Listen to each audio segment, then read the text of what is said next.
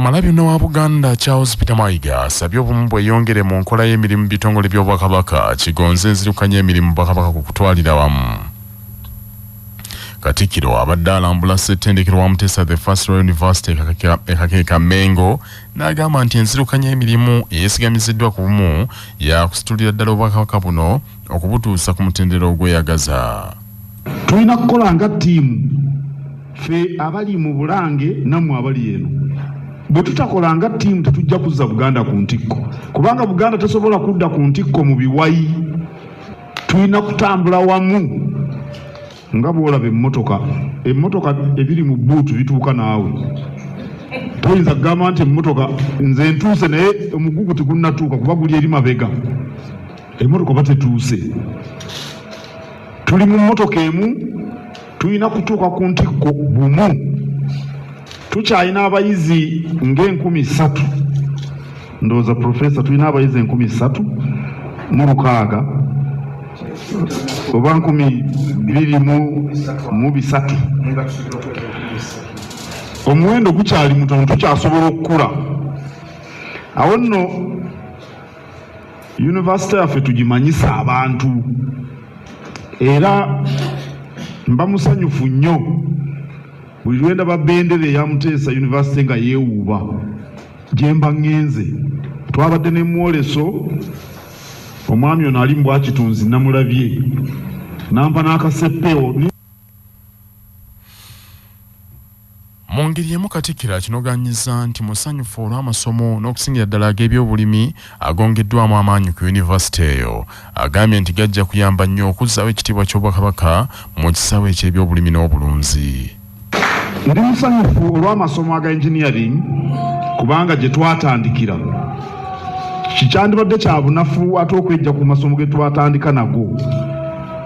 Era kirungi nti laabu zaffe n'abalala bazeegomba mugende bwe mutyo maaso mwatiikirire mu ssomo eryo. Ate era ndi musanyufu nti mutandise n'essomo ery'obulimi olw'okubanga tulina kaweefube w'amaanyi ow'obulimi. Era omukago gwe mwasse n'abannaaro nga mugende Kamenya Miggo twagala gukule, tufune abakugu abanaayamba abantu baffe abalimi nga be bangi. Katikiro era asabye baddukanya ssettendekero eyo kakasa nti nno obuwanguzi bwa yunivasite eyo oba okufuna kyata bubako we bubatuusa n'okutuusa abayizi mu kutendekebwa kwabwe. Minisita w'ebyenjigiriza mu Bwakabaka era nga yavunaanyizibwa ku ofiisi ya Nnaabagereka ow'ekitiibwa Kautrida Nakate Kikomeko agambye nti okulambula kwa Kamalabyonna Buganda ku ssettendekero oyo kwongedde abaweereza essuubi nti ensonga ez'enkizo mazima ddala zakolwako. Vice Chancellor wa Mutesa the First University Professor Vincent Kakembo agambye nti balinawo enteekateeka nnamutaayika ey'okukozesa tekinologiya atuukanye n'omutindo gw'ebyenjigiriza ogw'ensi yonna ne yeebazaamu ak'ensusso nnyini nsi Ssaabasajja Kabaka olw'okutandikawo ssettendekero ono. Mu ngeri emu amyuka ssentebe w'olukiiko olufuga Mutesa the First Royal University Dr. Staninas Kasozi agambye nti baakugyayo n'ag'omubuto okusitula ekitiibwa kya ssettendekero oyo nga bateeka essira kufulumya abayizi abatuukiridde. Katikiro oluvannyuma lwa byonna yatongoza ekifaananyi kya kyata ya ssettendekero oyo era n'asuubiza okuddamu okulambula ssettendekero ono mu bbanga eritali lyewala. Ssaabaminisita wa Uganda Robinah Nabbanja Musafiri aguddewo eddwaliro eryagwa olw'amataba agaazinda ekitundu ky'e Nakasongola gye buvuddeko n'obubaka eri abatuuze b'e Nakasongola okutwala ebyobulamu byabwe ng'ekikulu ennyo nga beetangira endwadde egamba ng'omusujja, sukaali, pulesa n'ebirwadde ebirala eby'olukonvuba ng'okutwaliramu basinga kukola dduyiro n'okulya ebyo ebigasa emibiri gyabwe. Nabbanja abadde Lwampanga mu disitulikiti y'e Nakasongola Mbuluuli gy'agenze okuggulawo eddwaliro lya Lwampanga Health Center 3 ne Mone Primary School mu Nabiswera nga bino nno ofiisi ye yataddemu ensimbi okuddamu okubizimba. ensimbi akawumbi kalamba n'obukadde 700 ze zaakozeseddwa mu kuddamu okuzimba eddwaliro eryo ate obukadde 700 ne zeeyambisibwa mu kuzimba essomero. Eddwaliro lino erya Health Centers likusinga nnyo ly'abamaama bwe mukola omulimu gwammwe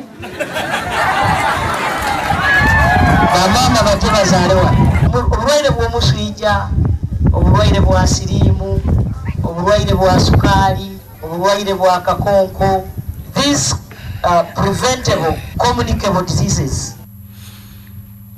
Abakulembeze b'e Nakasongola basiimye Ssaabaminisita okutuukiriza kye yasuubiza era basabye gavumenti esumuse eddwaliro lya Nakasongola Health Center 4 lifuuke eddwaliro eddene eriri ku mutendera gwa hospital bwe batyo bafune obujjanjabi obwegasa eddagala eriwerako okujjanjaba gamba nga babafuna obubenje ku luguudo mwasanjala oluva e Kampala okudda eggulu bamala ekiseera ku luguudo olwo nga tebafunye bujjanjabi. Twetaaga tubeere ne woodi ey'abasajja ng'eyawuka ku bakazi. Abakazi abazaala beetaaga primacy w'amaanyi ate nga yeetaagisa nga naawe bw'okimanyi. Tubeere ne woodi y'abaana kubanga Health Center 3 efuna admissions. Tusaba kyandibadde kirungi bazimbe walkways eziri covered.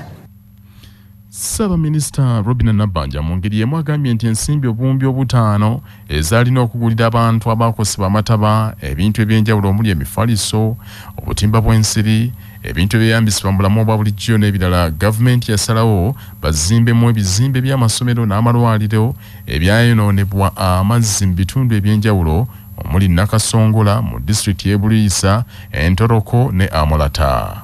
I'm told this school costed us 700 million. When I told the president, he said, yeah, he directed that we use this money to construct this school. Kuleta Luweero essomero erisingayo obulungi wano era terirabikangako wano. Tulina aw'okusula naye aw'okusula watono, tulina ekizimbe kimu, ennyumba y'abantu 2 naye olw'obukundi tusulamu abantu 6 naye ng'erina kubeera y'abantu 2 ne D6 munda tezitumala. Tulina abaana 133 ne D6 ntono kuba tusobola okufuna abaana. Tulina D6 40 bwe wabeerayo akalowoozo ku gavumenti naffe twetaagayo D6 ezo n'amasannyalaze tetuyina.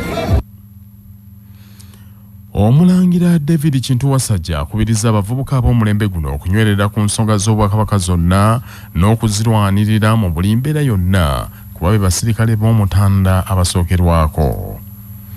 Bino Omulangira Wasajja nga ye muyima w'abavubuka mu Bwakabaka abyogedde yeetabye ku mukolo abavubuka ba Buganda Youth Council kwe basibululidde bavubuka bannaabwe Abayisiraamu ku mukolo ogubadde ku 2K Restaurant mu kiro ekikeesezza leero. Ekiseera nga kino kibeera kiseera kitukuvu. Saba obugumiikiriza obwo mulaze n'obunyiikivu mubwongere mu bulamu bwammwe ne mu buweereza bwammwe. Abantu abasinze otuleetera obuzibu mu nsi yaffe be bantu abatagumiikiriza, abantu abaagala okugaggala amangu, abantu abatondowalirwa. Mmwe gye lya Ssaabasajja erisooka nga tonaana kulooza ku mundu, mmwe Ssaabasajja basibidde olukoba. Mmwe tugenda okuzimbira Buganda ey'enkya. Nsaba muleme muswaza. Mu ngeri y'emu Omulangira abavubuka bakuutidde okubeera abagumiikiriza ne bwe bafuna ebibasoomooza lwe banaatuuka ku buwanguzi. Minisita abavubuka ebyemizannyo n'ebitono Oweekitiibwa Ssaalongo Robert Sserwanga abavubuka bano abasibiridde entanda ey'okusigala nga bali bumu n'okunywerera Katonda lwe banaatuuka ku buwanguzi. Nze bw'oba oyagala nkuviire mangu nga ondi mu maaso nga kyogera, bw'oyagala nveewo mangu ng'ambe ekigambo nti nze gw'olaba sirina ddiini. Era bw'oŋŋamba nti tolina ddiini mba simanyi ky'olina era wompeta buwesi. Nolwekyo ddiini kikulu nnyo nnyo nnyo mu bulamu bw'omuntu kubanga ekuwa akasalawo nga ka buntu. Nolwekyo tugendagenda mu maaso n'okwewagira ate era buli omu abeere muganda wa munne. Okukolera wamu bwe kuti kujja tuwanguza ebintu birala bingi nnyo. Ssentebe w'abavubuka ba Buganda Youth Council Beka Sejjengo asinzidde ku mukolo ogwo n'ategeeza nti balinawo enteekateeka ze batandise ez'okudduukirira abavubuka bannaabwe naddala abali masoso g'ebyalo nga babawa ebyo ebikozesebwa mu kusoma kubanga bakizudde tinako okusoomooza kw'amaanyi nnyo nga bangi kibaleetedde n'okwanduka mu masomero. Twalaba ebibuuzo bya P7 ebyakaggwanga amasaza mu Buganda agali ewala omuli Ssese, Buvuma, Buweekula, Muwogola n'amalala Kooki ng'abaana bagwa nnyo ebibuuzo bya P7. Bwe twakola survey twakizuula ng'ebintu emu ebiremesa abaana baffe abo sanitary towel, ebitabatabo n'ebintu eby'enjawulo. Naye olukiiko lwange luno etuŋŋaanyiza minisita waffe mwaka guno tugenda kutabaala amasaza ago agali ewala okulaba ng'abaana ba P7 bonna tubatuusaako enteekateeka eyo. Omukolo ogwo gwetabiddwako minisita w'Obwakabaka avunaanyizibwa ku bulungibwansi ekikula ky'abantu n'ensonga z'abakyala era nga yavunaanyizibwa ku by'amazzi Oweekitiibwa Mariam Mayanja Nkalubo, Oweekitiibwa Kazibu Ekitooka omwogezi w'Obwakabaka avunaanyizibwa kukunga abantu Katambala Alhaji Magala Suleiman, saako Ssabakunzi w'ekisaakaate kya Nnabagereka Oweekitiibwa Rashid Lukwago n'abantu abalala bangi. Enteekateeka zonna ziwedde okusobozesa abantu ba nnyinimu Ssaabasajja Kabaka empologoma ya Buganda Ronald Mwenda Mutebi II okwetaba obulungi mu misinde gy'amazaalibwa ge olunaku olw'enkya ku Sande. Ebyokwerinda binywezeddwa gguluggulu mu bifo byonna abantu gye bagenda okuyita n'aba bayingira mu lubiri emisinde gyonna gye gigenda okusimbulwa. Minisita w'Obwakabaka avunaanyizibwa ku by'amawulire era nga yavunaanyizibwa kukunga abantu Oweekitiibwa Israel Kazibu Ekitooke ategeeza Kyabbasa enkya leero nti enteekateeka zonna okutwaliramu zitambula bukwakku era nti Katikilo wa Buganda Charles Peter Mayiga asuubirwa akawungeezi kano okwanjulira Obuganda ne bannayuganda bonna enteekateeka z'emisinde gino nga bwe zigenda okutambula. Enteekateeka ekyagenda mu maaso era olwaleero nkubiriza abantu bonna okujja mu bifo ewatundirwa emijoozi okusobola okugigulayo nga teginnaggwaayo kubanga obubonero bwonna bulaga nti ginaatera okuggwaayo ate kijja kuba kibi nnyo omuntu nga tafunye mujoozi. Mbasaba bonna bagende mu bifo ebimanyikiddwa bafune emijoozi egyo. Ate nga olw'eggulo lwaleero wetulinda olukuŋŋaana lwa bannamawulire essaawa 9 okuwulira ebigambo bya Kamala byonna binaagenda mu maaso mu misinde. Omulamwa gw'emisinde gino guli ku kulwanyisa ka Mukenenya era abantu b'omuterega bangi saako ebitongole, kampuni, bannabyabufuzi, bannaddiini n'abantu ba bulijjo okutwaliramu baguze emijoozi mu bungi okwetaba mu misinde gino. Mu mawulire amalala, Minisita omubeezi wa tekinologiya Joyce Juliet Nabosa Sebugwawo asitukidde mu ngule y'abakyala abasinze okuwagira abakyala bannaabwe mu mwaka 2024 okubasakira obuyambi obw'enjawulo okukwatirako abakyala okutandikawo bizinesi n'okubayamba okufuna obukugu obw'enjawulo nga bakozesa tekinologiya. Oweekitiibwa Joyce Juliet Nabosa Sebugwawo amezze bakyala banne abalala 99 okuva mu nsi ezisusse 40 okwetooloola ensi yonna nga kino nno kinoonyerezeddwako okumala emyaka egiwerera ddala. Okunoonyereza kuno kuwanguzi Oweekitiibwa Sebugwawo kukulungudde ebbanga nga kukolebwa ebitongole okuli ekya High People, Sako Level 1 Project, Financial Technology, Bill and Melinda Gates Foundation n'ebirala. Babadde amukwasa engule eyo ku ofiisi y'e Kampala, Kawoya Innocent omukungu okuva mu kitongole kya High People agambye nti obuweereza obusukkulumu obukoleddwa omukyalo ono Joyce Juliet Nabosa Sebugwawo mu bya tekinologiya n'ebyemikono kimuwadde omukisa n'amawanga g'omukago gwa Bulaaya okumanya bwe bayinza okumukwasizaako n'engeri gye bayinza okukwatirako omukyala wa Uganda okwekulaakulanya.